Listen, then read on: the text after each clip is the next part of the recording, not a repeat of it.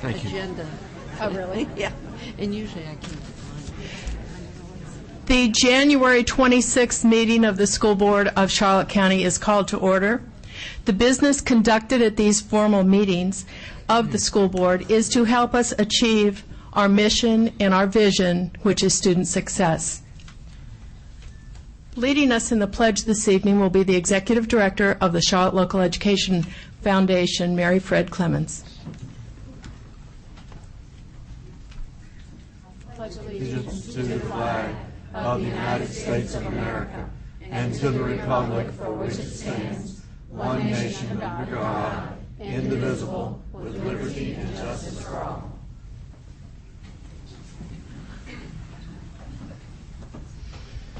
Dr. Gaylor, are there any additions or corrections for this evening's agenda? Yes, ma'am. There are two. Item F2H, personnel addendum for out-of-field teachers. And we're going to remove item F2G, which is our drug-free Charlotte budget report and board of directors. We just need to bring that back at our next meeting. It'll be complete. So moved. Second. It's been moved and seconded that we add personnel addendum number 1 and we remove item F2G. Is there any discussion? All those in favor signify by saying aye. Aye. Opposed? Motion carries unanimously. Next, we have the reports. Dr. Gaylor. Yes, ma'am. Thank you. And I'm going to ask the board to join me down front. While you're doing that, I want to ask Gregory Herline to stand up for a moment. Greg, or wave. Greg's on the personnel addendum a little bit later. He will be the new purchasing director for us and will be on our agenda tonight for our approval. So, Greg, welcome. Thank you. Our first report is our Florida Gulf Coast University math competition winners, and Bob Davis, who is our coordinator for math instruction in the district, is going to come up and lead us through that. Bob?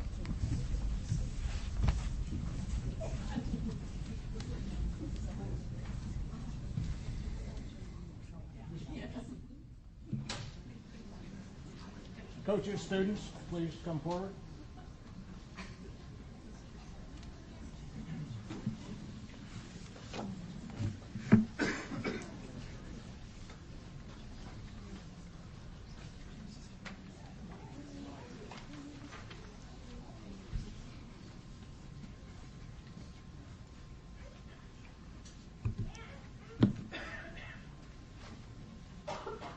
Chairman Seifert, Vice Chairman Messina, school board members, Dr. Gaylor, ladies and gentlemen, please join the Division of Learning as we recognize middle and high school students who distinguished themselves at the 7th Annual Florida Gulf Coast University Invitational Math Competition in last December.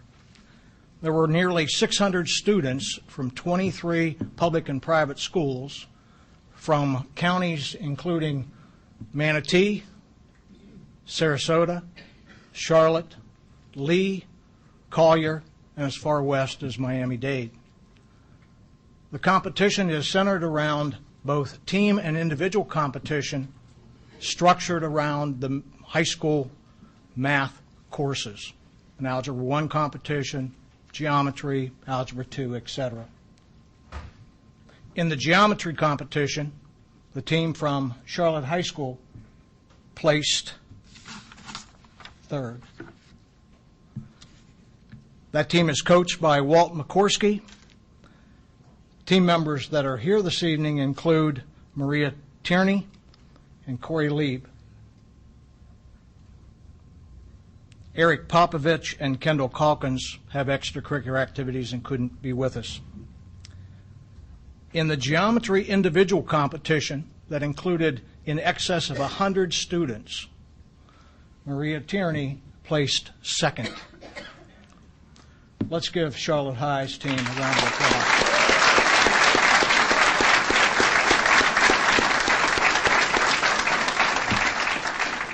In the Algebra 1 competition, placing fourth was the team from Punta Gorda Middle, coached by Karen Parnell and Wendy Toms. 3 of their members have extracurricular activities also and couldn't be with us, and they included Katie Moran, Danny Young, and John Cody. Mason Bocon was the 4th member of the team that placed 4th. Placing third in that same competition was the team from Ellie Anger, coached by Carolyn Costello. That team included Nick Dunnicky, Jake Robinson, Janelle Spurgeon, and Laura Delaney. Let's give an applause for those algebra teams.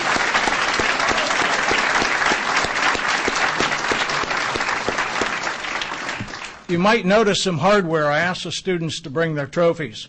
I'm not sure many of you have ever had the occasion to actually attend a math competition.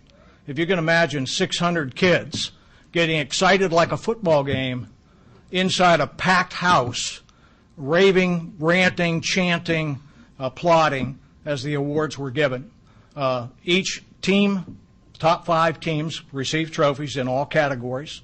The top 8 individuals received medals, and members of the team, in addition to the team trophy, received medals as well. Quite an event. If you haven't seen it, no one would ever believe that people would get that excited about taking a math test or answering math questions. But it is a great, great sight. In the Algebra 1 individual competition, we had 3 people who placed in the top 8. In 6th place, Jake Robinson from Ellie Anger. In 4th place, Devin Kowaniski. I blew it, didn't I? I had it right all day.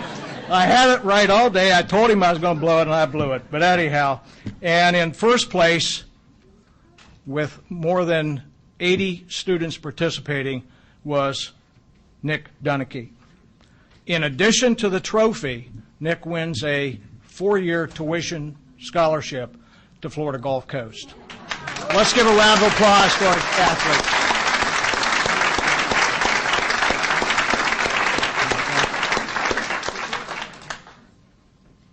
And if you would, please go ahead and receive individual congratulations from Dr. Gaylor and the school board. Folks, come on.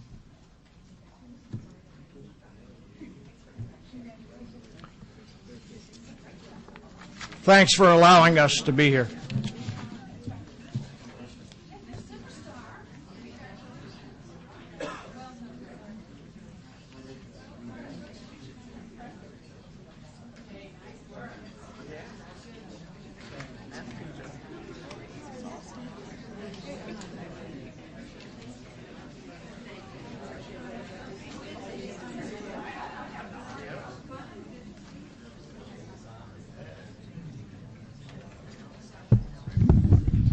Boy, we just have some great kids.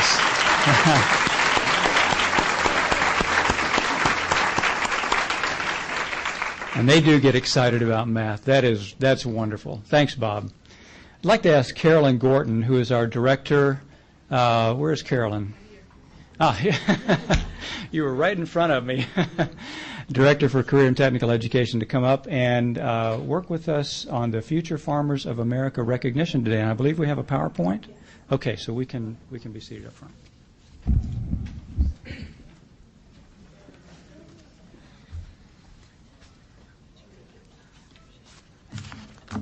I guess if you're going to be over there, I'll stand this way. I'd like all of the career and technical teachers who are here tonight to come up and join me. There's strength in numbers. We have several of the teachers from the elementary schools, from the middle schools, high schools, the Technical Center, and the Academy High School, teaching things ranging from web design, drafting, to the STEM labs, to occupational specialists and business teachers. And they are sharing with me, you want to just hold the banner? February is Career and Technical Education Month. The House has given this resolution, supporting the goals and ideals of Career and Technical Education Month in February. Whereas there are over 15 million secondary and post-secondary career and technical education students in the United States, whereas nationwide there are over 10,000 secondary high schools and career tech centers and over 9,000 post-secondary institutes offering career and technical programs. Whereas a competitive global economy requires workers trained in skilled professions. Whereas career and technical education plays a crucial role in preparing a well-educated and skilled workforce in America. Whereas the U.S. Chamber of Commerce, nearly 75% of employers report severe conditions when trying to hire qualified workers, and 40% say that applicants are poorly skilled. Whereas students taking career and technical education courses have higher grade point averages in college, are less likely to drop out of high school and college, and have better employment and earning outcomes than other students. Whereas in 2006, Congress reauthorized support of the Carl D. Perkins Career and Technical Education Act. Whereas the Association for Career and Technical Education has designated February as CTE month to celebrate career and technical education. It is resolved that the House of Representatives supports the goals and ideals of career and tech ed, recognize the importance of career and technical education in preparing well-educated and skilled workforce, and encourages educators, counselors, and administrators to promote career and technical education as an option for all students. So thank you very much. Have a seat. You go over there. Just a couple of notes on this.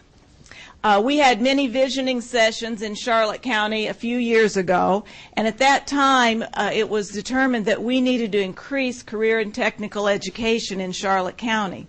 Since that time, we have put career and technical labs in every elementary school. We have science, technology, engineering, and math, or STEM labs, as your kids would call them when they come home. We have STEM labs in all 4 middle schools. We have numerous programs at the high schools, the academy, dual enrollment opportunities at Charlotte Technical Center, and articulations to college through career and technical learning. Most recently, at one of our DJJ sites, we are getting ready to start the first solar and wind energy training through some training stations we're getting with career and technical money. So it's been an exciting time. I've just been in this job since July, but we've done a lot of marketing for CTE.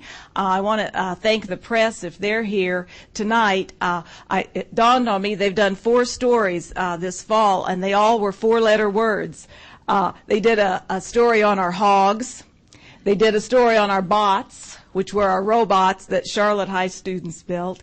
They did another story on our cars that at East Elementary, the 3rd grade students built tiny cars that actually ran. And they're about to do a story on our OJOTs, I'll call them, the OJTS, on-the-job training stations, which are the employers that are kind enough to hire our students for part-time jobs. We also have created a website for career and tech education. If you look on the Charlotte County Public Schools site, you will see a spotlight on learning, and it will tell you all about career and tech ed. We've started a newsletter that all the 8th grade families get 3 times this year, telling them about CTE.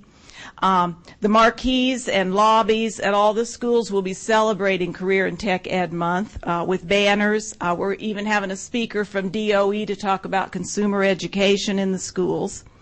And finally, most importantly, we have developed a CTE cookie that we're going to share with the school board. Since we're going green, a lot of our things are with the green technology, so we're giving you a recycling bag, but in it, the Port Charlotte High School students created this. It's called the CTE Double Chocolate Dream Cookie. So remember that, double and dream. And they put on here, if you can dream it, you can become it in CTE.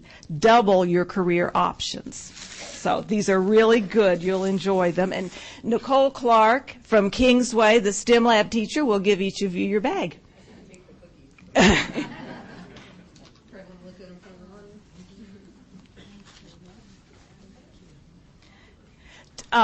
besides February being Career and Technical Education Month, it is also National FFA Week in February. And at this time, I'd like to introduce our FFA advisor and our agriculture teacher from Charlotte High. She and I came on board at the same time in July, so we've had a lot of fun. Cindy Webb.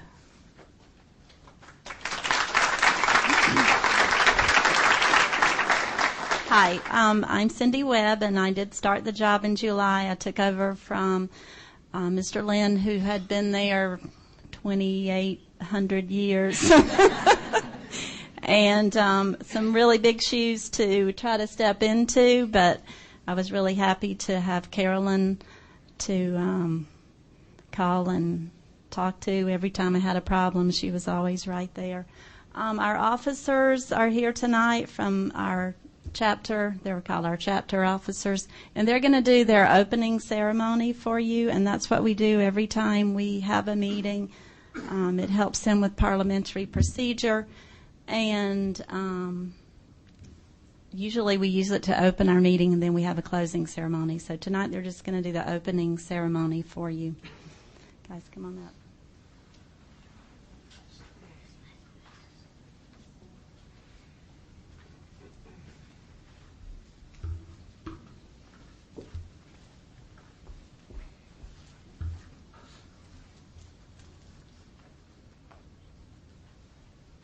The meeting room will come to order.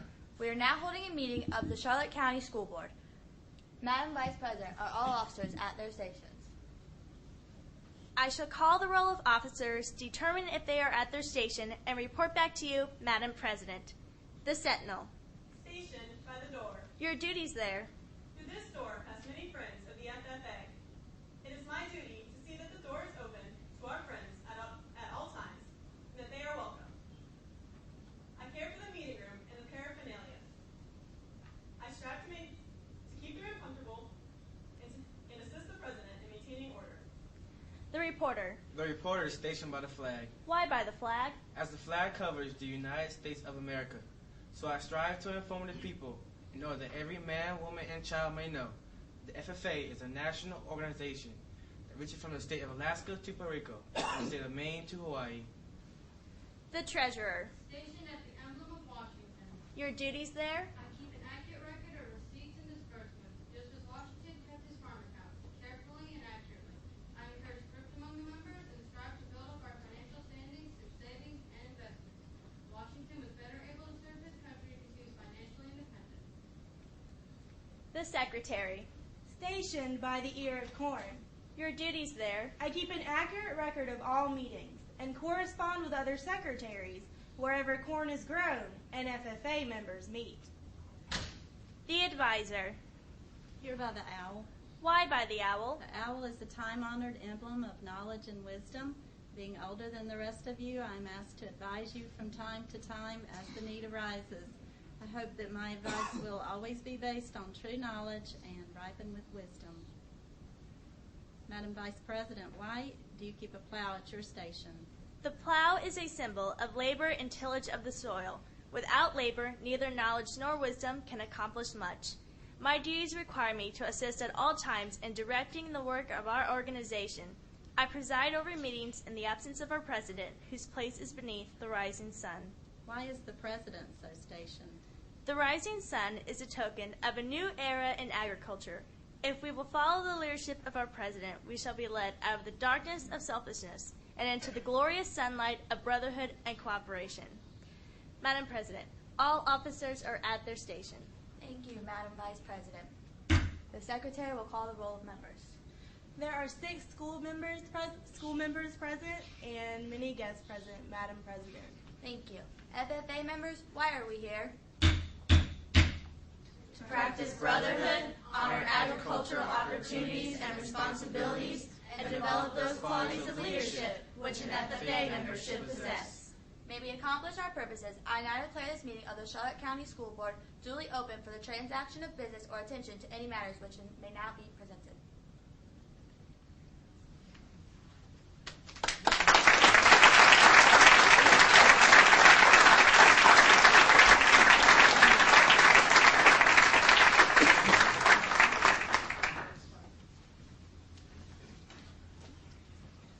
think I would like to hire all of them. That was excellent.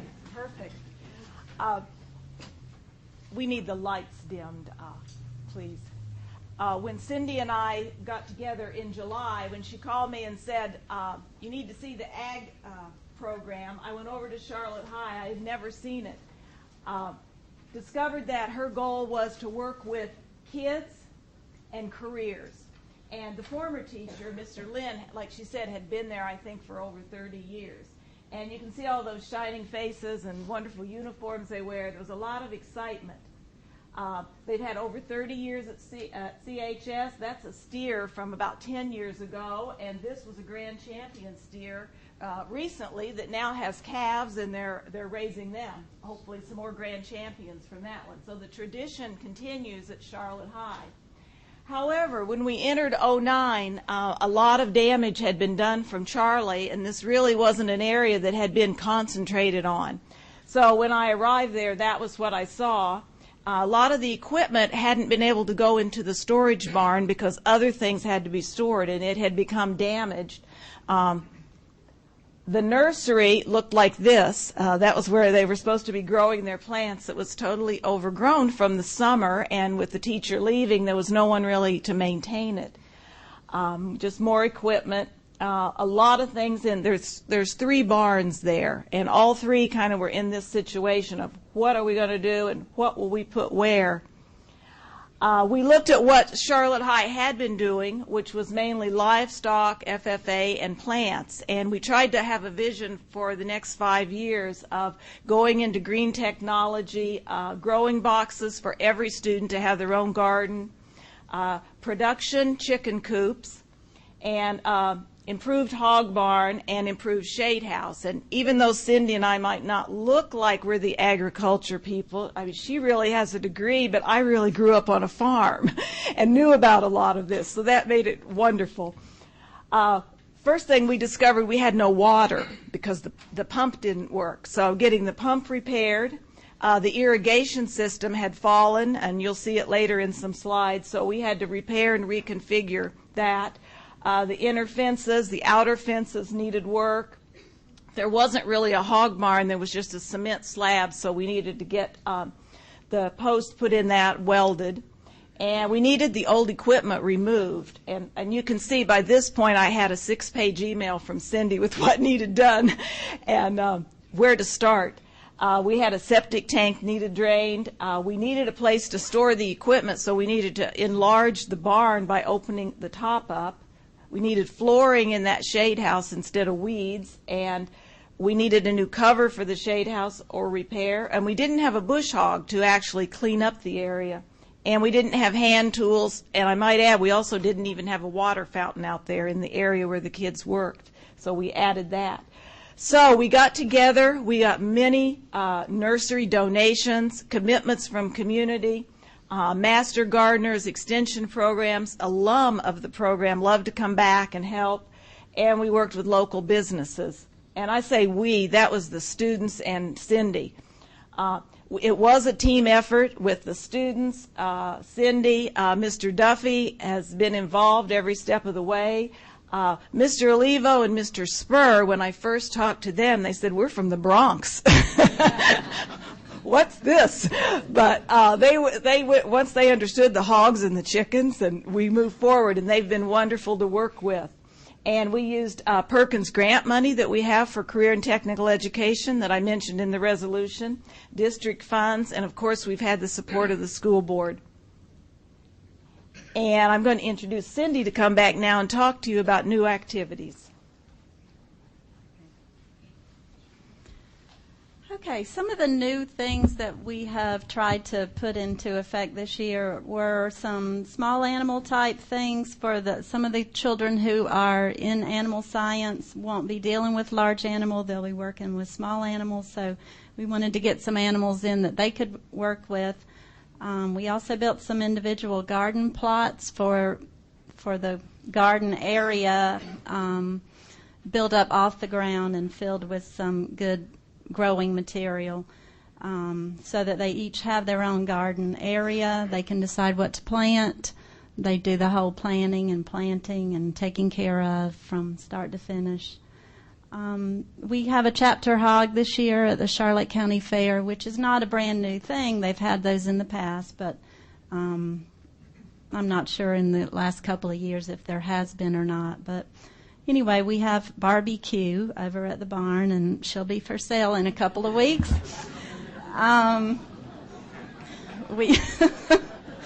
We have a lot of landscape plants to sell, and as the kids' garden areas get to time to produce, they can sell that produce to people.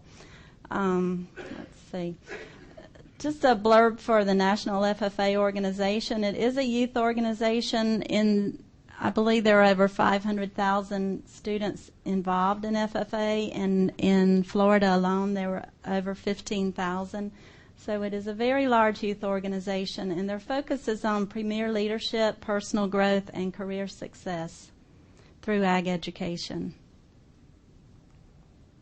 And the motto is learning to do, doing to learn, earning to live, and living to serve. And that's what it's an integral part of our day-to-day education, whether in the classroom or if we're outside working at the farm.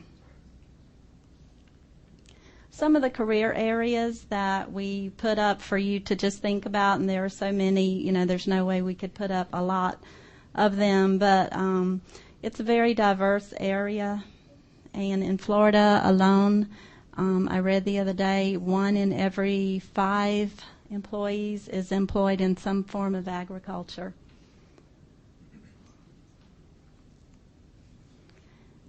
Here's some pictures of our student gardens. We have the boxes, and then we fill the boxes with some dirt, compost material, and then those are some of the collards that we've been growing.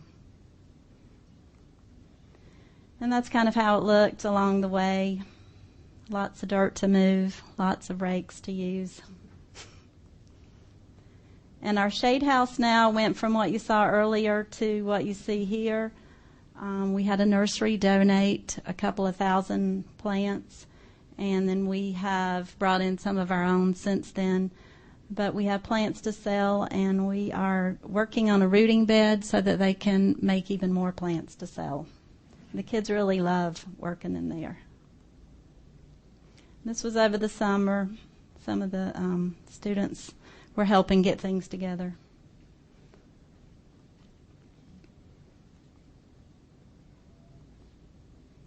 And the hog pen had been used as a hog barn for a long time, but we made some improvements to that with welding some pieces and attaching them to the concrete floor so that it's more permanent and the hogs can't really lift those pens up. So it's worked out real well this year. We have 8 hogs there right now. This was when we first got them. They were around 60, 70 pounds. Now they're 225, 240. And we also have the chicken coop, and thanks to a lot of volunteers, my husband has put in 9 million hours over there, and a lot of the alumni members have chipped in to help bring their tools over and donate their time. And we have 20 chickens, several roosters, and they're happy as can be there. The kids are very interested in these chickens, and we also have some rabbits, which we don't have a picture of. We have what we call career development events, which help kids. They go to competitions, and it helps them with critical thinking. They can choose any of these areas. Right now we have, and I was reminded I also forgot the public speaking area, but we have all of these teams going, and all of this is after school. So every day of the week for an extra 2 hours at least, I have a team to work with. And the kids are really good about studying on their own and coming, to practice and practicing together. But they go to different events around the state, and they can even compete nationally. And our forestry team went to state this year, and they placed, I believe, 6th overall. And our livestock team went to state last year. They haven't competed yet this year, but they were in the top 10. And every year we have a state convention, and the kids go, and if they, they may receive awards on stage. This was a couple of years ago, actually, when my daughter was the state president, and they just enjoy going and seeing what all is out there, what's available to them in ag education and FFA. So thank you. Thank you for the opportunity for me and for them.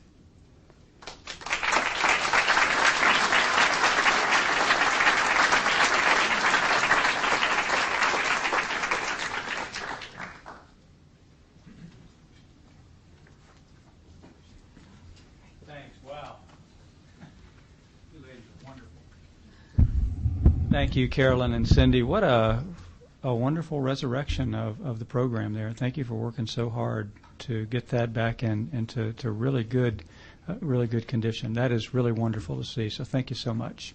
I'd like to ask Kathy Hoff, who is our Director of Elementary Ed, to come up. We're going to recognize Mr. Al Cheatham. I'm not sure I've seen Al come in.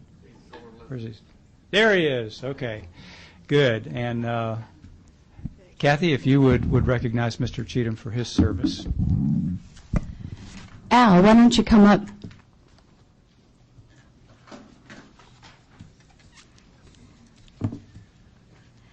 Good evening, school board members, Dr. Gaylor, Mr. McKinley. Or is it Miss Young? Tonight we're here to celebrate the accomplishments of a man who has always strived to teach our students about going green and saving the environment, long before these terms became well known in Hollywood. Al Cheatham worked at Charlotte County Schools before he went to Charlotte Harbor Environmental Center, better known as CHEC, where he has worked for far more than 20 years. Al has always supported the lifelong learning of our students through performance-based activities in the classroom and through hands-on outdoor activities at CHEC. Every fourth grade student has the opportunity to participate in a 2-day field trip and spend the day hiking and learning about the flora and fauna, and the second day boating on the water, learning about Charlotte Harbor's diverse and fragile ecosystems. Most importantly, Al's ultimate goal has always been to help students understand the role in protecting our environment so that the future generations may enjoy and learn about our local habitats. Even when funds were tight, Al pursued grants, many of them, that allowed our students to continue participating in a 2-day trip. He even secured funding for our second grade classes to go to CHEC for a 1-day outdoor experience and helped write an EPA grant so all of the high school marine science students could also learn about water chemistry and species identification. So this evening, we are here to recognize Al and his dedication to environmental science over the years for our students. We wish Al the best in his retirement and the steps towards his next journey in life with his family. We have a plaque that reads, presented to Al Cheatham in recognition of service to the students of Charlotte County in environmental education. Thank you so much, Al.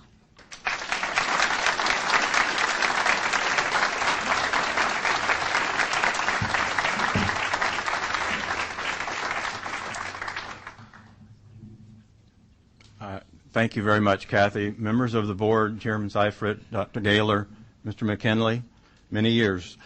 I'm kind of speechless, which is unusual for me.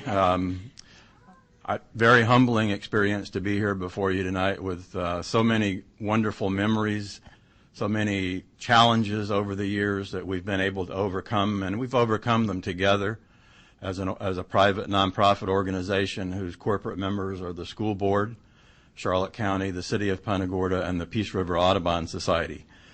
And with those 4 members, we were able to identify and just develop such a wonderful working relationship with many, many, many partners in the Southwest Florida area. I would be remiss if I didn't mention the Southwest Florida Water Management District, which has been one of our strongest and staunchest supporters in the years, and especially in those times when we faced some financial challenges. They've been able to step up and help us. There's too many things to tell about what I've been able to accomplish. I would also be remiss if I didn't mention Robert Bedford, who is former superintendent here, and John Wigman, who gave me the opportunity to come out of the classroom and to get this program started in 1985. And I haven't seen either of them for quite some time. I'm sure maybe they are even retired now, but it's just been a wonderful adventure. I guess the most memorable thing for me in the last year is realizing how many students who have gone through our program who are now teaching fourth grade and taking their own students through this field trip program. That is a testament to success, and I appreciate the opportunity and very much appreciate your recognition. Thank you.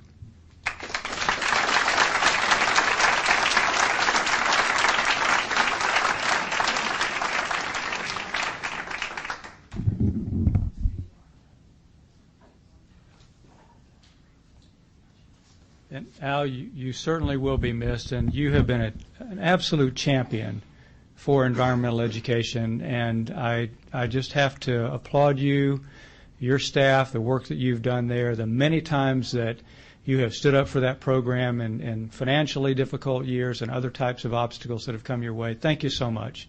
It's been great for kids.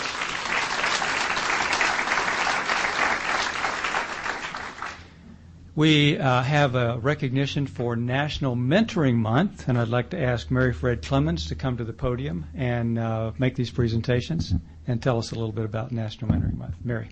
Thank you. January is National Mentoring Month. President Obama's proclamation, he says, everyday mentors in communities across our nation provide crucial support and guidance to young people. Whether a day is spent helping with homework, playing catch, or just listening, these moments can have enormous lasting effect on a child's life. During National Mentoring Month, we recognize those who give generously of themselves mentoring young Americans. Charlotte County is lucky to have a large number of adults who care enough to mentor each week. And I'm going to ask the mentors in the audience to come forward, please, and stand up here so I don't miss anybody.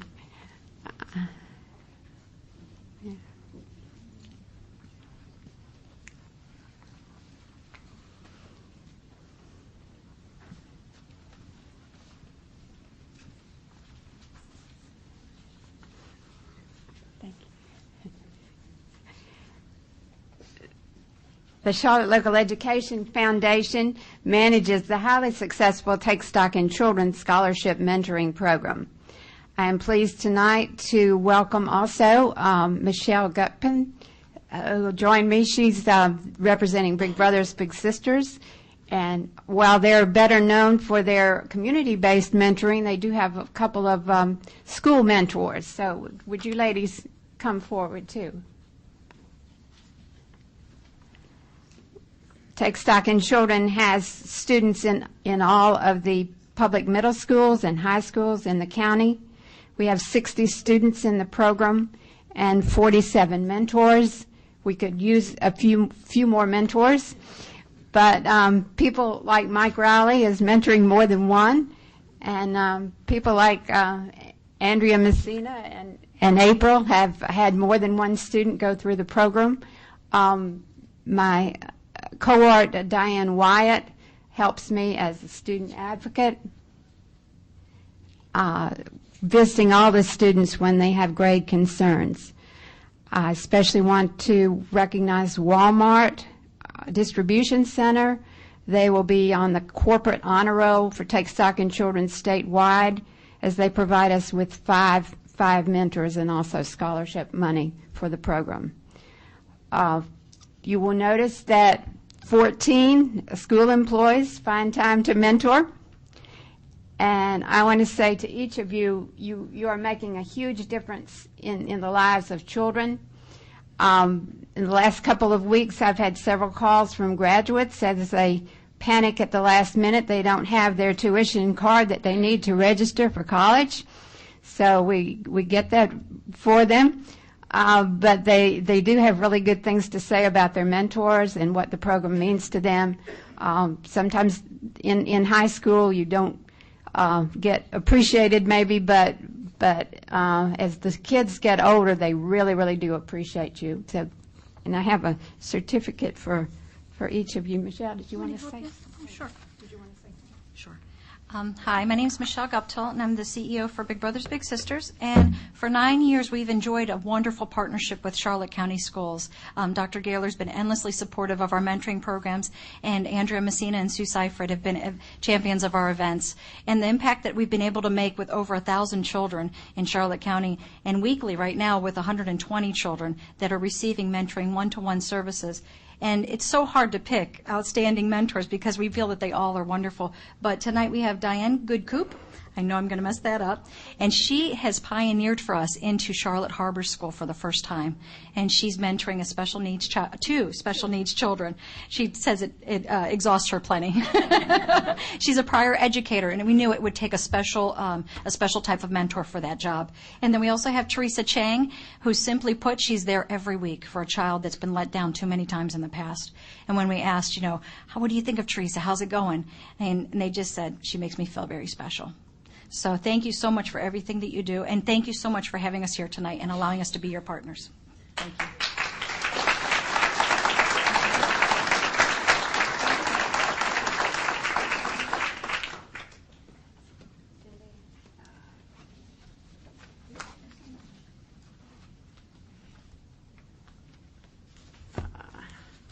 Cassandra Verdot, not here.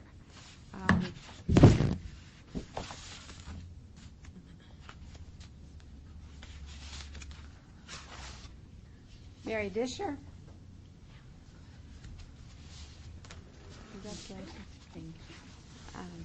Catherine Baker. Annette Emmerich. Annette's also a board member. Thank you, Annette.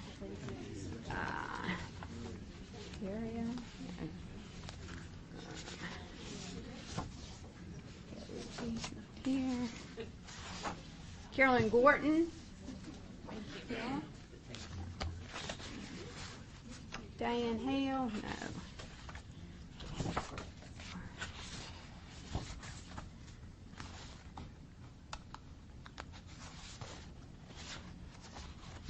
Kathleen Januzzi.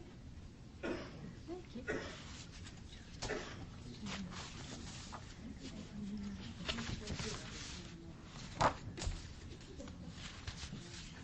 Andrea Messina. She has 2 hats tonight. Thank you, Andrea. April Prestipino. Thanks, Jenny. Did Jenny get here? No.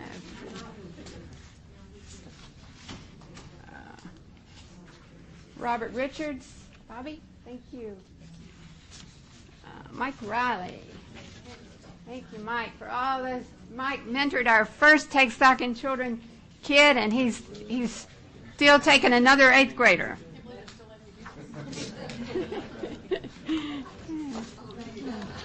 Rebecca Yeager.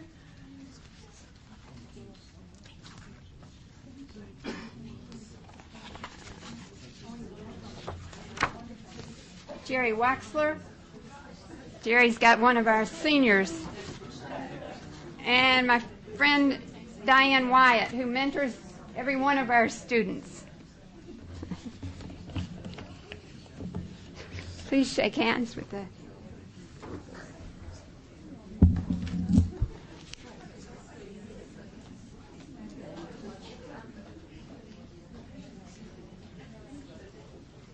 I tell you, the school system really just couldn't run on all 8 cylinders, for those of you who remember 8-cylinder cars, without the help of our volunteers and our mentors. And we appreciate everything you do for kids so very much. So thank you. Thank you, Mary. I'd like to ask Chuck Bradley to come to the podium. Chuck is our Director of the Professional Development Academy. And Chuck is going to present our newly certified National Board Certified Teachers. Chuck.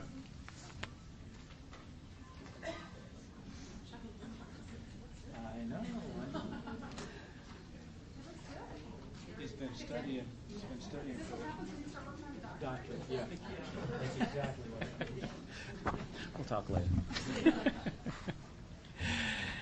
Thank you, Madam Chairman, members of the board, Dr. Gaylor. We're here tonight to celebrate the achievement of 4 of Charlotte County Public Schools' finest teachers.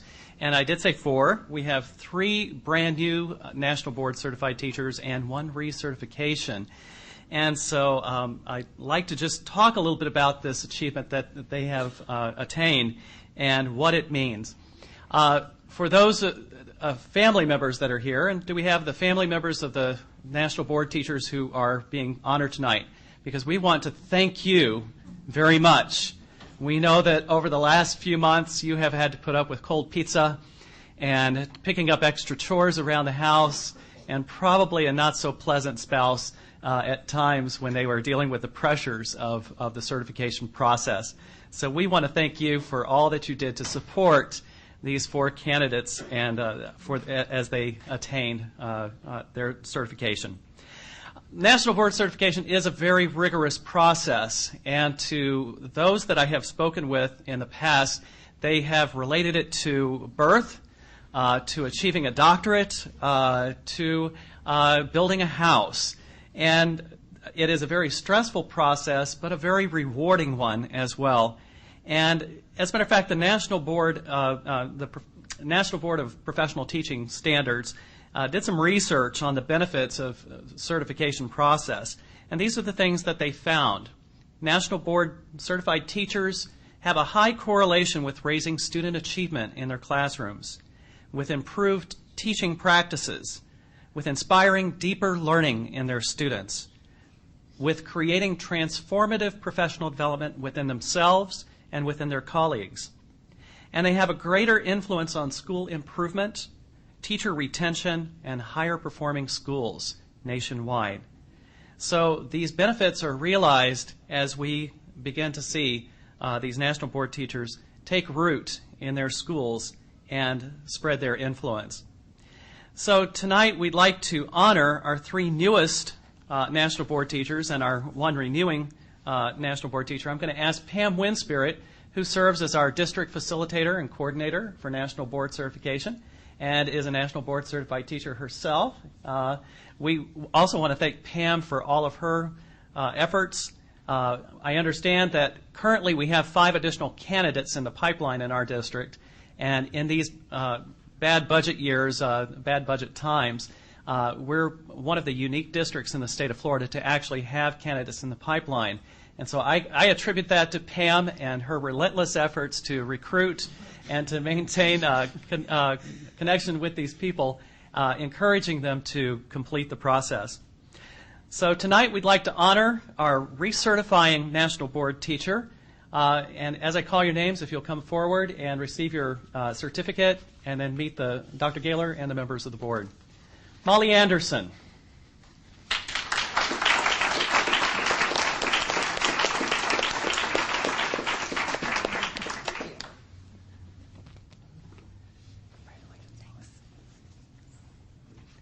And then our 3 newest National Board Certified teachers.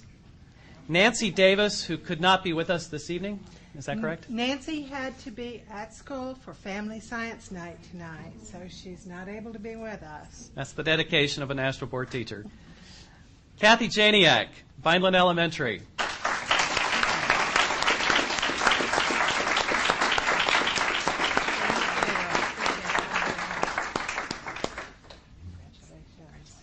Thank you.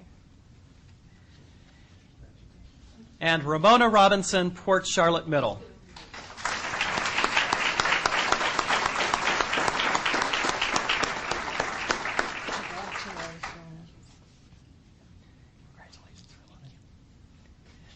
And finally this evening, we would like to recognize all National Board Certified teachers in the audience tonight. If you are nationally board certified, would you please stand at this time and be recognized?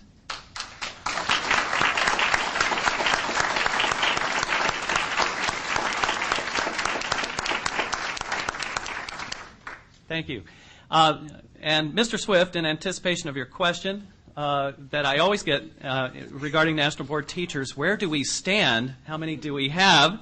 I'm proud to announce that tonight we have 62 active nationally board certified teachers as active employees. That is, last year we had 61. Now, if you do the math, we have gained 3, which means we have lost 2 by retirement or leaving the district. But we are ahead 1 from the 08-09 school year, which again in these times is a very good accomplishment. So thank you very much.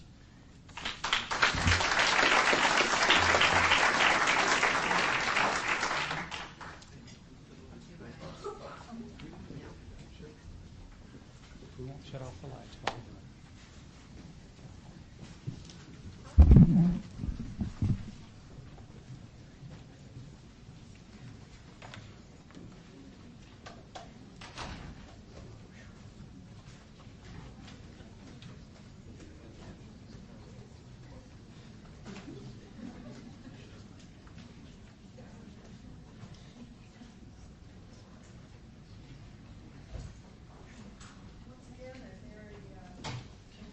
Group of reports and so many good things going on. I do not believe we have any old business tonight, so we will move to agenda item F, new business, the consent agenda.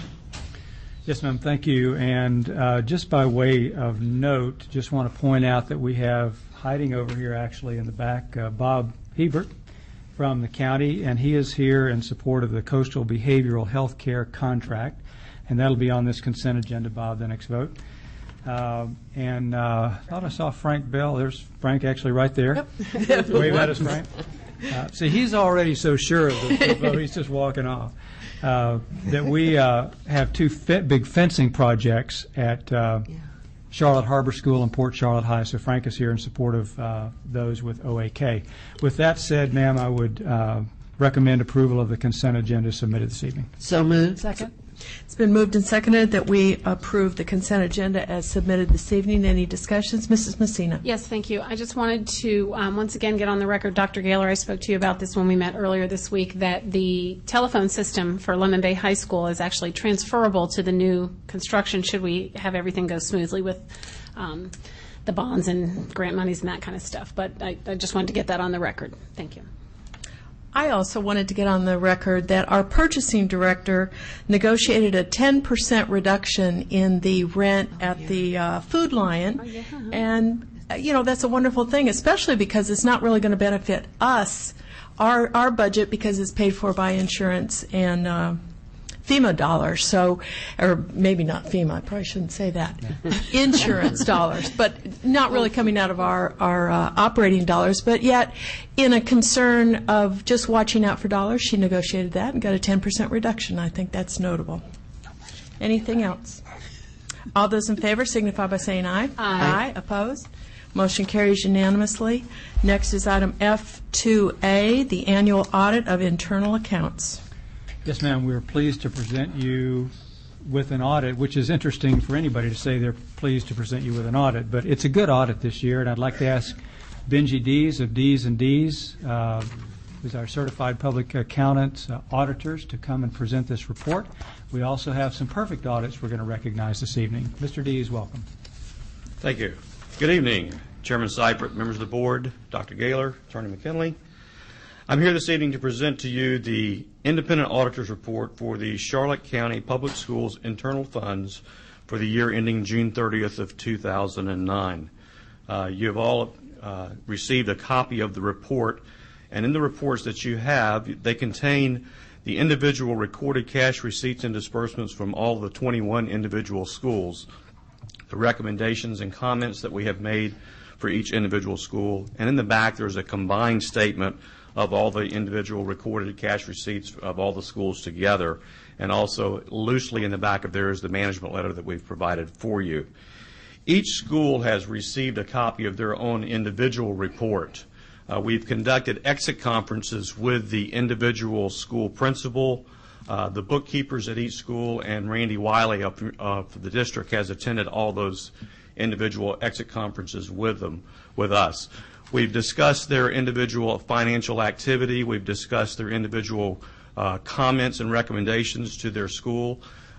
every school that we met with, every principal, every bookkeeper has been very open and receptive and very positive to all the recommendations, comments that we brought forward for them.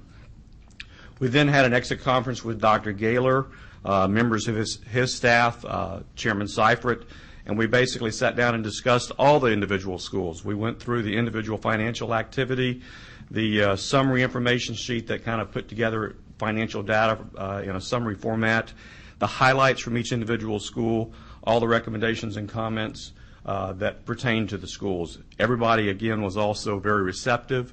We reviewed the management letter regarding the segregation of duties and what, the efforts that we have made within that particular area.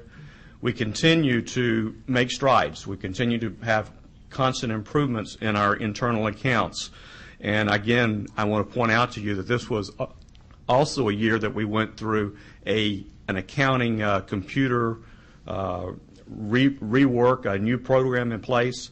And with that reprogramming, redo of the computer system, we still were able to obtain 6 perfect audits, which matched the year before. So we still are making great strides. Our comments and recommendations are maintaining a relatively low level from where we have been in the past, and we give our comments to your staff and your individual school principals on the work well done. If you have any questions or comments, I'll be glad to address them at this time. Mr. Swift. I'd like to compliment you and Mr. Wiley as well, because over the years I have seen the comments on these audits shortened by a good number. There were years where some schools had 13 or 14 issues, and now we're down to 2 or 3, and the total number district-wide is down. So that's a tribute to our bookkeepers understanding what is expected, and you folks doing the training to get them there, and the continued oversight. And I thank you and Mr. Wiley for what you're doing to make this get as good as it's getting, and I know it will continue to get better because it has been. So thank you. Thank you. Again, I reiterate to you, I think really the strides have been made internally within the district. The efforts that you as the staff, the district have put forward are certainly, the benefits are paying off, and we're seeing those in the results of the audit reports.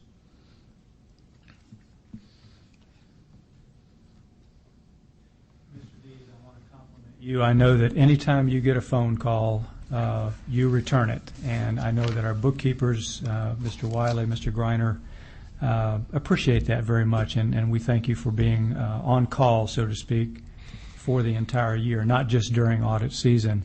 And Randy and Greg, thank you for the effort that you've put into this over the years. You're exactly right.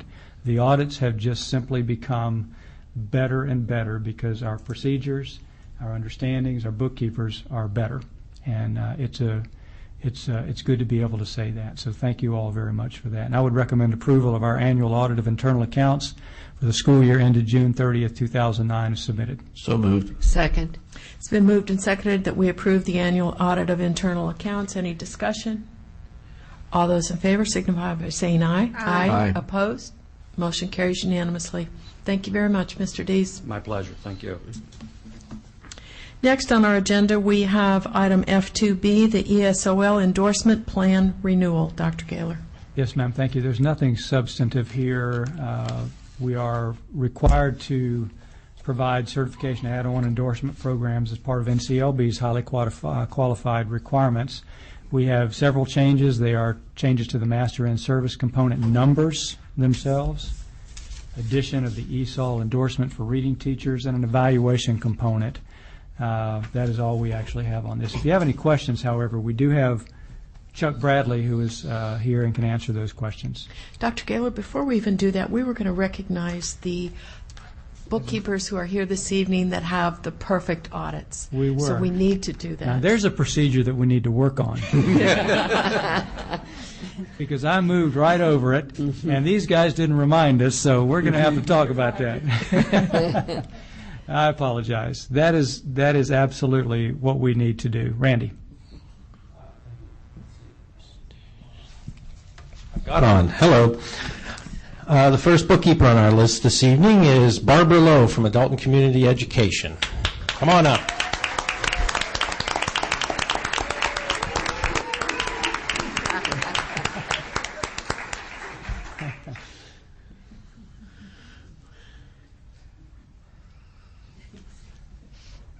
And then come this way so we can shake your hands as well. Congratulations. All right, Barbara. Charlotte Harbor Center, Lisa Fleeman. Are you here? I don't think so. Liberty Elementary, Michelle Stenlin. Yay.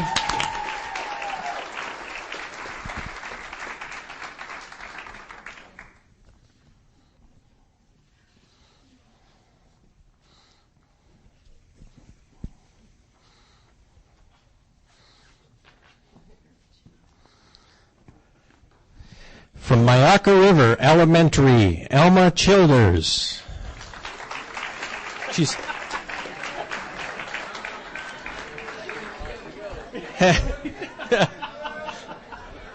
and here to take all the credit.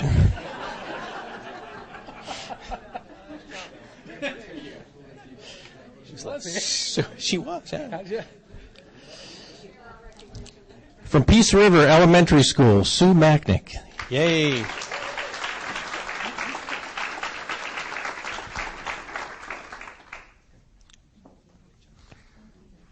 Port Charlotte Middle School, Ronnie Fiedler. Standing in for Ronnie.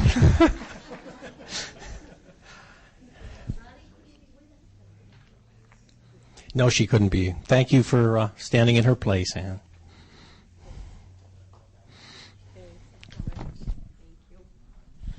Is that it? That's 6? That's it. Thank you very much.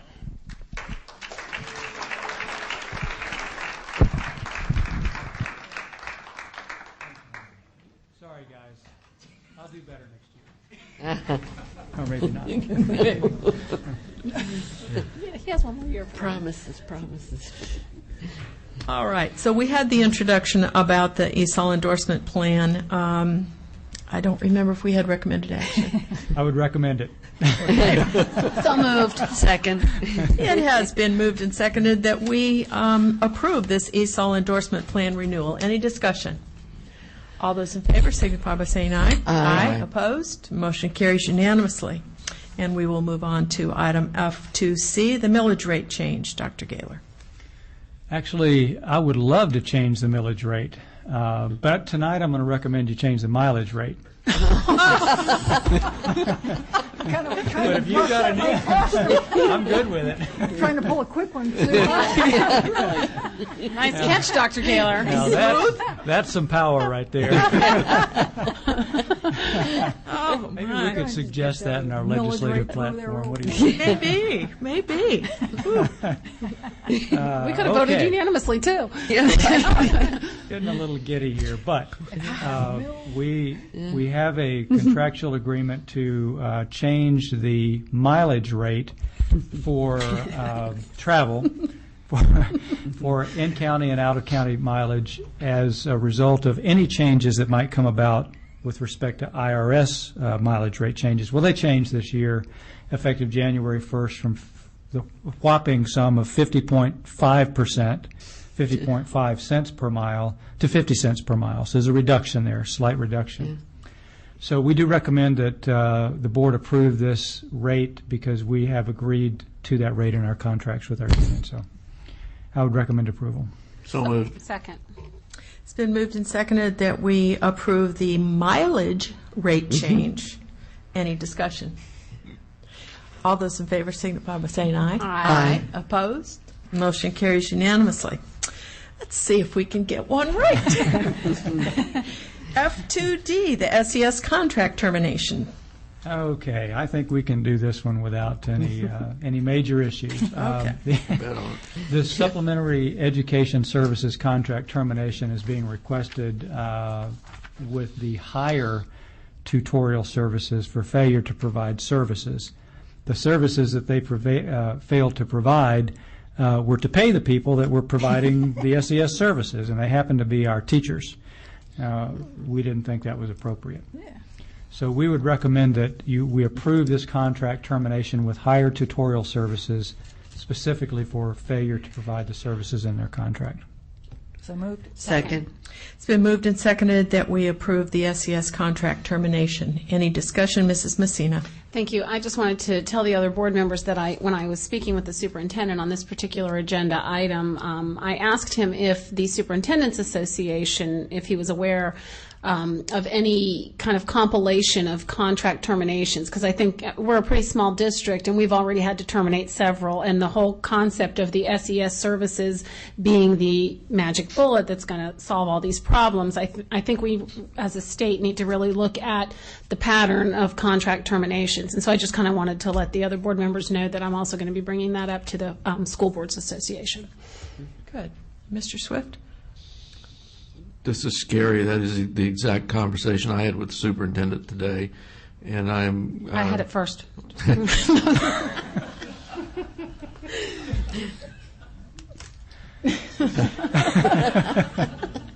a lot of I'm ways I sorry. can go, but that's. It's rare that Mr. Swift is speechless. So. That goes Just in the what, minutes. it's That what goes I'm in the thinking minutes. I could have said, but anyway, I'm going to have that conversation with Dr. Blanton tomorrow, and there's got to be a mechanism, whether it be through legislation, or that this can be tracked, and that when one district has a problem.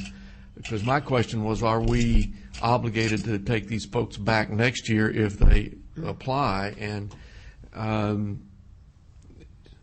if the state doesn't remove them from the list, then yeah, we could end up right back in the same boat. So I think it's something that we need to look at statewide and try to solve this. If there are a couple of districts that are eliminating the same folks, then they should be barred from coming back on the list for a period of time. So we'll be looking at it. I'll ask Doug and Kathy also to get us the names of the two others that we've also terminated services with, and craft a letter to the Florida Department of Education letting them know that we've had to terminate services with them, so that as they come up next year for renewal, they will have that letter in their files. We're going to suggest that they don't reauthorize them. So. Good. Any further discussion? All those in favor signify by saying aye. Aye. Opposed? Motion carries unanimously. Next, we have item F2E, amendment to the contract with Harvard Jolly, Inc. for Port Charlotte High School football field. Yes, ma'am. Thank you. We had originally discussed that the architectural services provided by Harvard Jolly at Port Charlotte High School be for a new running track, because their track has become increasingly poor in condition. However, given the past football season with the rains that occurred and the lack of a drainage system on that football field and some really serious conditions on that football field this past year, Mr. Olivo and Mr. Spur and Steve Dionisio, principal at Port Charlotte High School, really reprioritized and found that the football field was the priority to have redone, actually completely redone, dug out, drainage system, and new grass put in prior to putting a new running track in. So we have asked Harvard Jolly to put the running track on hold until we're able to fund that in another year or two, and actually expend those funds toward the design of a new and better and well-drained football field there. So Port Charlotte High, like Lemon Bay and Charlotte High, will have a good solid surface to play on. So we're bringing that to you as an amendment. Prices are the same, but that would be it would be a completely different project. So I recommend that we approve this amendment to the contract as submitted this evening, and Jerry, of course, and Jean are here if you have some questions. So moved. Second. It's been moved and seconded that we approve the amendment to the contract with Harvard Jolly for Port Charlotte High School football field. Any discussion? All those in favor signify by saying aye. Aye. Opposed? Motion carries unanimously. Next is the Charlotte Local Education Foundation financial statement. Yes, ma'am, thank you. We welcome Mr. Dees again to give the report on the CLEF financial statement. Mr. Dees is, in fact, the treasurer for the board for CLEF and is going to give the audit report and the financial report. Welcome again. Good evening again. Chairman Seifert, members of the board, Dr. Gaylor. I stand before you this time again, as Dr. Gaylor has mentioned, as treasurer of the Charlotte Local Education Foundation. And we're going to present to you tonight the audit report for the year ended June 30th of 2009. Our audit for CLEF was prepared by Sam Summers of Summers, Horner, Daughtry, Westby, CPAs, and Punta Gorda. I am pleased to state that on page 2 of the report, you'll see that the auditors have issued an unqualified opinion, which is a clean opinion for our financial statements, and we're very proud of that. One of the major changes, if you look at the statement of financial position on page 3 of the audit report, is that we made a decision to basically change our accounting methodology and actually book our prepaid scholarships. So you'll see a rather large adjustment that comes into play this year when compared to prior years, to the tune of about $722,000, which is the actual cost value of our 88 scholarships that we have on standby now with the state through the Florida Prepaid Scholarship Program. We have 22 of those scholarships to date as of June 30th that have been awarded to Charlotte County students. The remaining ones are there to award to students in the future as they become available. Another item I'd like to point out on the financial statements is that we also, part of our accounting method is to recognize our in-kind services. We receive in-kind services through the school district and the office and some other items that you provide for us as far as utilities and services that you provide to us. We also receive in-kind accounting services from Jeff Laura at Web Laura.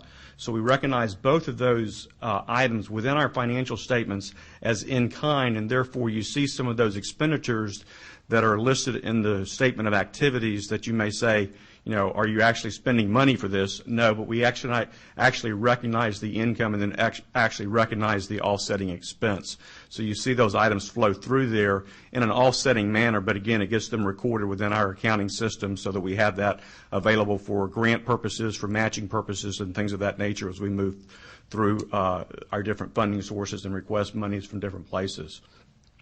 I'd like to also point out that we are in the final stages for preparation of our annual event, our annual fundraising event, which is the Teacher and Support Employee of the Year celebration. That will be held on February the 17th at the Charlotte Harbor Event and Conference Center in Punta Gorda, and I look forward to seeing each of you there and helping us congratulate and support our teacher and our support employee of the year. If you have any questions or comments, I'll be glad to address them as they pertain to the CLEF audit. Mrs. Messina. Thank you. I think you already answered it with what you said, but I just want to clarify. We don't have the breakdown of the in-kind contributions in this particular report, but my guess is that you probably do. So when I see on here an administration, occupancy, and utilities, 6,000, 2,000, that's really what you're referring to when you just talked about the in-kinds coming in and then having to go out. Is that correct? Yes. Your staff, the school board staff actually provides us with a letter, and it tells us the breakdown of what goes in there as far as their value of the office, the utilities, their support employees, things of that nature that they provide to us, and we break those out within the various categories that they apply. So that is supported through the documentation with the school board. But in this report, it just says in kind instead of lump sum. It just shows in kind, correct, yes. That's all I needed to know. Thank you. Mrs. Renda. Just wanted to thank you, Mr. Dees, for your time that you give to CLEF. It is a better organization because of you and your service to it, so thank you very much. You do a lot for us. Thank you. And I think that if I read it correctly, we could be congratulating you as the 7th perfect audit tonight. That would be true, yes. It would be. Okay. Did he audit his own work? No, I did not. I'm the treasurer here. So, very good. We know that that's a very difficult thing to accomplish, and this is quite an organization, so good job. Thank you very much. It was Daughtry and Horner, those guys. All right, we were on discussion, so any other discussion? All those in favor signify by saying aye. Aye. Opposed? Motion carries unanimously. Thank you very much. We have removed item F2G, and so we move on to item F2H, personnel action and job descriptions, and addendum number 1. Yes, ma'am. Thank you. And again, I'd like to welcome Greg Herline. We're looking forward to your service here. And I want to point out that we have the changes in designation for Chris Bress and Jean Spur, who are combined taking the duties and responsibilities of the Director of Special Projects and Media, Jan Williams, who just retired. And thank you, gentlemen, for taking on those responsibilities very much. We really appreciate it. And I think we're gonna do fine with that. Well, Gene's a little concerned. But he didn't look confident. We'll be fine. So with that, I would approve. I'm sorry. I made a note here to just let you know that we had also, on the salary schedule portion of the personnel action, updated our longevity payments for our support unit, as was agreed upon in the mediation, and also our confidential professional technical. Those two things are in the salary schedule as well. So everyone who is owed longevity is up to date in the salary schedule book and is being paid accordingly. I'd recommend approval of the personnel action item as amended. So moved. Second. So moved and seconded that we approve the personnel action as amended. Any discussion? All those in favor say aye. Aye. Opposed? Motion carries unanimously. Next on the agenda, we have citizen comment. Ms. Smith, is there any citizen wishing to address us? No, there's not. All right. Then attorney comment. Nothing tonight, Madam Chairman. Thank you, sir. Board member comment. Mr. Swift. Thank you, Madam Chairman. Just a couple of things. I participated in the Board of Directors meeting of the Florida Educators Purchasing Consortium last week, and we're getting some of the final documents prepared, and the bids are going out. We should have gotten a second round of the bylaws and procedures. There were some errors in the first group that we passed, so we need to pass it again. And if you don't have it, I'll find out and get another set sent to you. It would have been sent end of November, 1st of December.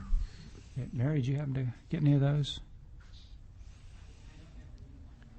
Okay, yeah. It would have been sent directly to.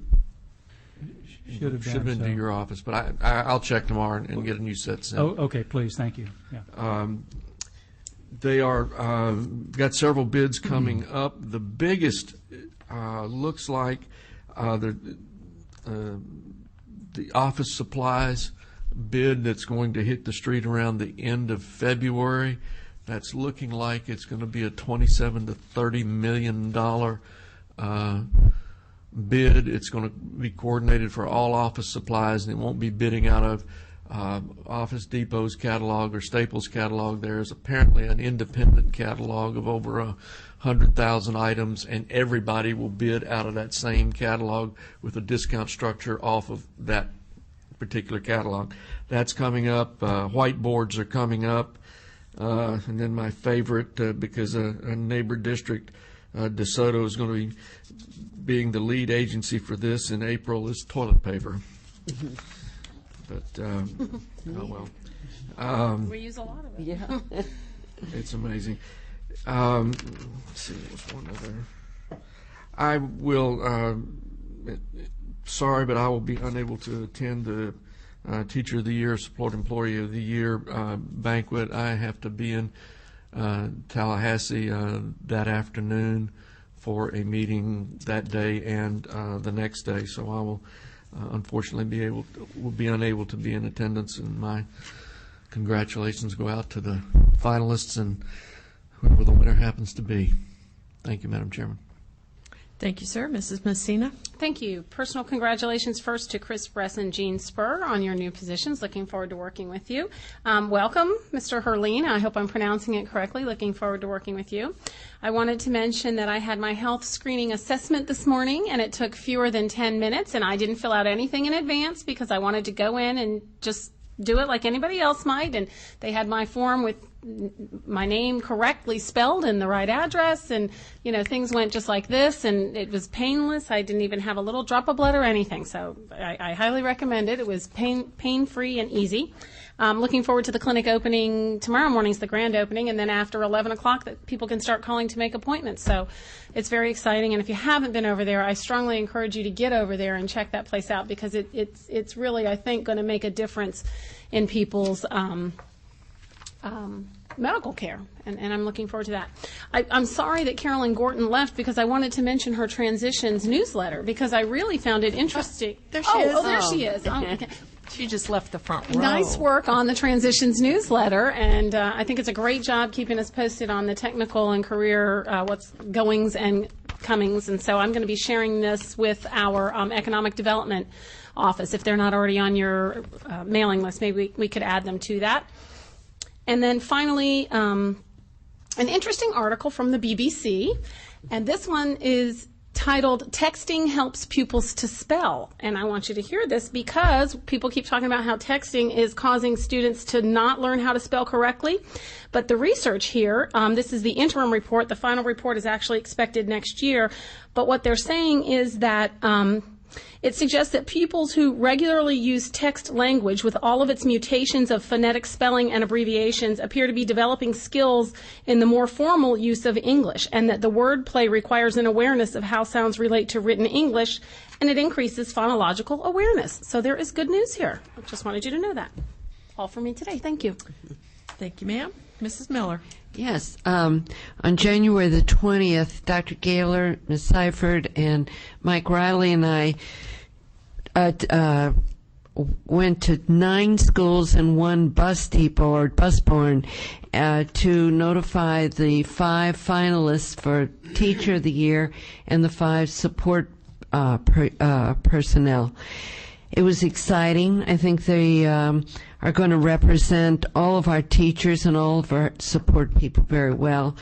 We will find out who the Teacher of the Year and the Support Employee of the Year is on February 17th, and I look forward to that. Also, along with the clinic, it's beautiful, and I want to thank Ellen Harvey for all the artwork. It really adds to it. It looks nice. And then come February 2nd and February 3rd, Alice in Wonderland, and it's going to be the first primary show of the year for Showbiz Kids, and they're going to have giant 6-foot puppets, or 9-foot puppets. So I think the little ones will really enjoy that and enjoy the theater. Also, I noticed that the Charlotte High Band participated in the Martin Luther King Junior Parade on January the 18th, and I think we all appreciated the show from one of our schools. That's it. Thank you. Thank you, ma'am. Mrs. Rendell. Thank you. Warden Farm is a 55-acre organic farm in Punta Gorda, and each Wednesday they go to Fisherman's Village and set up a green market there, and from 9 to 1. And they have something called Chefs at the Market at noon. And they had it last year, and they had it this year as well. And what that is that they ask a chef from a restaurant or a business to demonstrate how to cook the vegetables that Warden Farm is selling. And last year and this year, our students from the Charlotte Tech Center, Culinary Arts Department, was a chef at the market, or their instructor, Jason Osborne, and the students were. And they did such a good job last year that they asked them back this year to have every other Wednesday as their permanent spot for the rest of the season. So they said that they were well prepared, they did an excellent job, and they answered the questions that the customers had. And the customers really liked them, and they did a great job of going to the farm first. On that Monday or Tuesday, they go to the farm, they get the vegetables, they take it back to their kitchen, they prepare the recipe that they're going to be preparing on that Wednesday, so they know exactly what they're doing, and they've got the questions that they've asked their instructor, and so they are able to answer all the questions that customers might ask. So it's another great partnership that we have with them, with this Warden Farm. And yesterday there was a letter to the editor from Marian Alberton, and she was taking a walk in front of Peace River Elementary School at the beginning of the month, and she fell down and broke her hand and some fingers. And two of our teachers came to her rescue and got her the aid that she needed and got her safely to the hospital and that kind of thing. And they called her up that night to see how she was doing, and so they checked up on her to see that everything was okay. And Mrs. Alberton, given all the confusion that was happening, was unable to think clearly and thank these two teachers. So she wrote the letter to thank these teachers, hoping that they would read her letter to the editor. And I wanted to announce it also in case maybe someone is listening to our meeting tonight. So what a nice thing for our teachers to do for a stranger just passing by who needed help. So. And Mrs. Seifert, thank you for your great article in this month's Business Perspective from the Chamber. And I think something like this, which is a great summary of all of the good things that are happening in at Charlotte County Public Schools, that might be a good thing to put on our new website, perhaps, Dr. Widmeyer. So maybe under media or something, I don't know, an article like this. So if you have it in electronic form, maybe you could send it to her, and so people can, it's really a great summarization of all of our different awards and the different programs we've had, our 5 lead school, the bronze medal for Port Charlotte High School, Model UN, LA Anger, solar panels, Charlotte Tech Center programs there, Embry-Riddle. So it's a wonderful article. Thank you. I read it several times. And that's it for me. Thank you. Okay. Thank you very much. The other night, I was privileged to go to the Charlotte Symphony, which was absolutely fabulous. And there were 3 numbers. And then Port Charlotte High School Wind Ensemble joined the symphony, 34 members of Port Charlotte High School's Wind Ensemble. And Jose Lopez was the guest director. And he was in his tails. And we learned that he has a very fine baton, they said. And it was just absolutely fabulous and such a wonderful thing. We have such a good partnership going with the symphony and so many good things and good connections. And, of course, it was at our Performing Arts Center, which was absolutely wonderful, and the sound was great. And Miss Swift was on duty doing a wonderful job making sure that everything was just right. So it was a wonderful night. Mrs. Rendell mentioned the new website, but I just have to say it is fabulous. And the only problem that I find with it is there is so much information there that you go to look up something and then something else catches your eye and you go to that and then something else catches your eye and you go to that and the next thing you know, it's 2 hours later and it's like, okay, back to work. But just a fabulous job, Dr. Widmeyer, and your entire team that worked on this. It's very, very nice. And in the realm of technology as well, the National Technology Journal, EdTech, had a video story about Charlotte County Public Schools featuring Punta Gorda Middle School. Just fabulous. If you didn't get to that to see it, you need to make sure that you do, and Chris Bress would have the link. Just a wonderful thing. It made me so proud that here it is, this national magazine, and they're featuring our Charlotte County Public Schools and what we were able to do with technology after the hurricane. So, lots of good things going on. And next we have superintendent comment, Dr. Gaylor.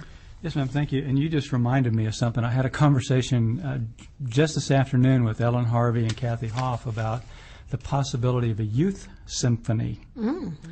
And you may have heard something about it, you may not have, but I hadn't.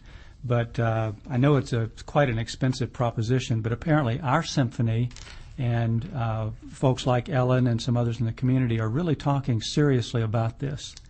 So if you hear some grants coming through or coming available, I know there's probably several $100,000 for instrumentation and training, but wow, what a wonderful thing for the symphony and our school district and our community to go in on together. So that I just thought that was great news. And I'll add to that.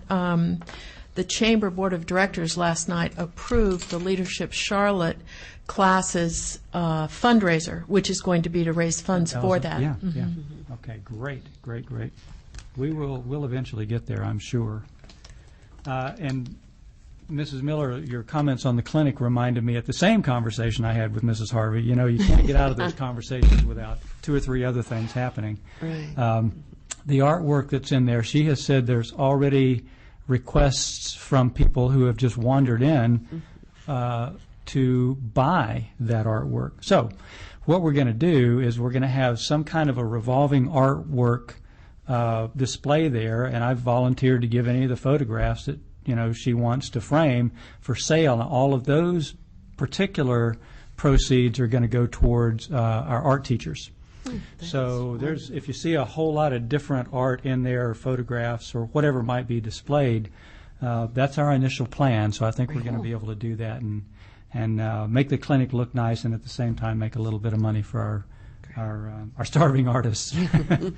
I have to thank a lot of people. Jerry Olivo as a point person, Jean, of course, Kelly, our principals, our custodians, almost anybody who was helpful a week ago Monday and Sunday and Saturday, actually, when we had our power outage. I can't even tell you how many people have said, "Oh, geez, you're the only superintendent that's ever called a snow day in Florida," because it was cold, and that's just not true.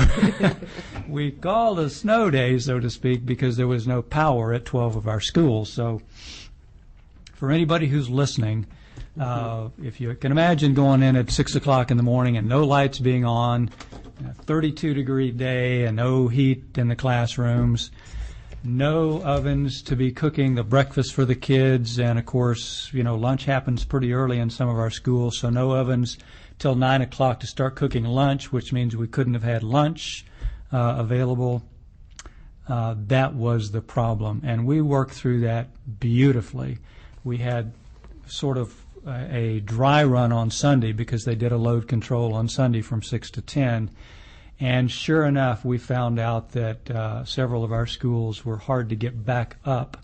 And one of our schools, Lemon Bay High School, took till 3:30 or so in the afternoon before we had power restored. Following day, the same thing happened at Port Charlotte High School, as you know. Blew a transformer, so we knew there were going to be issues.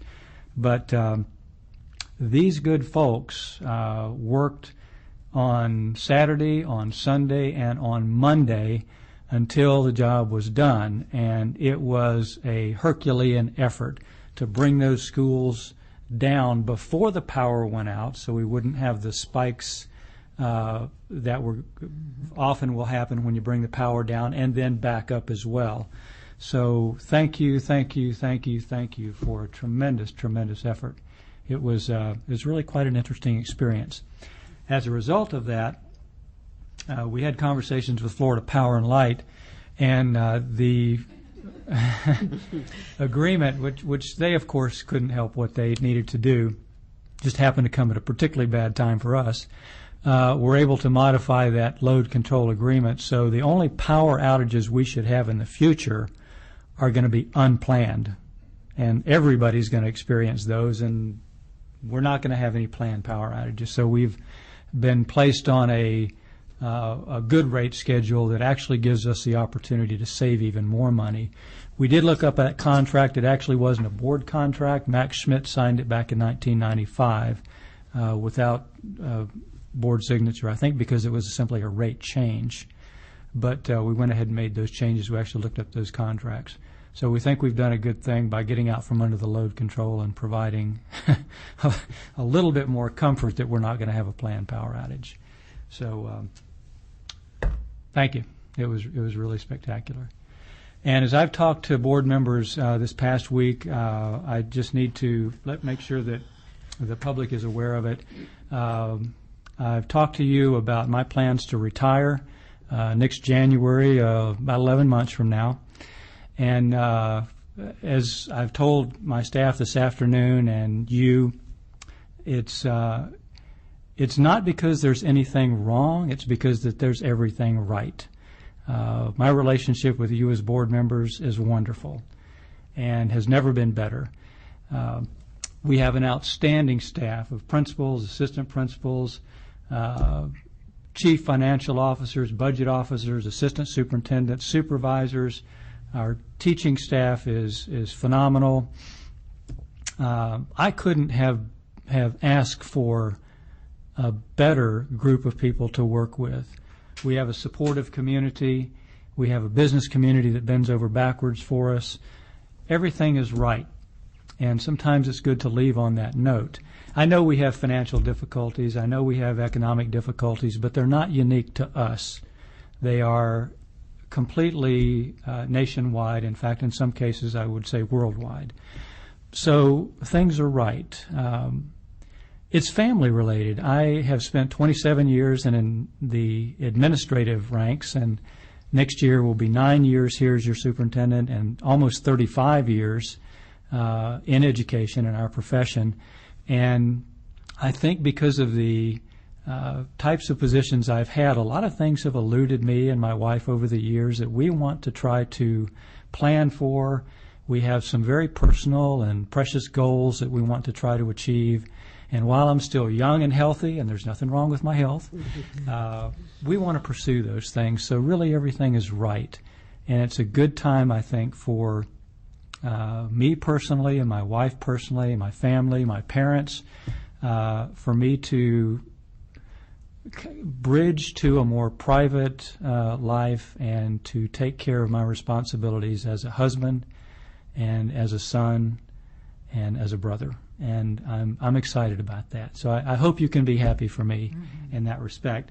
With respect to the professional things that we have in the district right now, of course, one of the biggest things that's been on all of our plates over the past 5.5 years has been the rebuilding of our schools. Well, I had personally committed, and I think you know professionally committed, to stay until those things were completed. And as you know, our last hurricane rebuild is going to be done at Charlotte High School in time for kids to move in and faculty and staff to have already moved in for August of this coming year, about 7 months from now. So I'm pretty excited about that. And we'll have a grand opening to celebrate that probably before kids leave this spring. So those things are done. The things that we've accomplished academically and with our programs, you've seen a little bit of that tonight with the FFA programs, our art programs, our drama programs, everything that's kid-related, I'm so very proud of. We've had a vision. We created the vision together. We re-upped the vision a couple of years ago, and we've stood by it, and we have made tremendous progress. Couldn't be prouder. So professionally, it's also a good feeling to leave a district that is on its way up and I think really knows no bounds. So I just want to let you know that I will be here for the next year and will, of course, do all of the same kinds of planning that we have done before. This period of time through our budget work in September, I think it's fair to you to give you plenty of time to advertise and look at superintendent candidates and hire and get a contract. And I know that takes 5 or 6 months. And I think you can probably accomplish that by the summer. It will give me time to personally transition from a pretty intense life professionally to hopefully a less intense life, but you never know privately, and I will appreciate that opportunity as well. It's very important to me, very, very important, to be able to take the hand of the new superintendent, whomever that might be, in the fall, October, November, December, and take that person through everything that I know about this district, all of the things that I think are important, to give that person the feel for the position and to leave him or her and you and the district in a position where they can plan for the following year, 2011, 2012, and have had the benefit of anything that I can possibly give them in terms of my knowledge and institutional memory. So I am hopeful that that timeline works out for you. I believe that it will. I think it'll work out for me very well as well. And I just have to tell you, I just have to give the plug, and you know I won't interfere in the superintendent selection process, but you just have two of the finest internal candidates that I'm twisting their arm, and I don't think I have to twist too hard to get them to apply for this job, and Dr. Donna Widmeyer and Dr. Doug Whitaker, both sitting together over here. Couldn't be two finer people with a greater level of competence in a variety of areas and their character is unimpeachable. So I think you have a tough decision in front of you. I know that you're going to advertise, and I encourage you to advertise at least statewide and ramp up that competition. But I know that you can't ignore the finest of the finest, and they are sitting in this room. So with that, Madam Chairman, I think I've said enough.